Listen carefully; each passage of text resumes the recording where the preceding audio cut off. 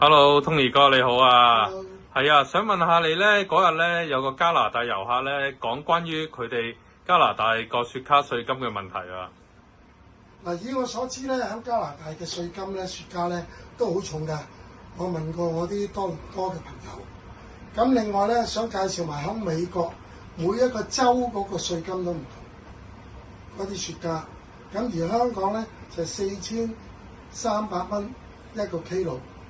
如果喺香港嚟計4300蚊一個 kilo咧，就即係話俾你聽，每一支嘅雪茄，如果係6寸嘅，即係呢啲咧就大概70蚊度，性價比高。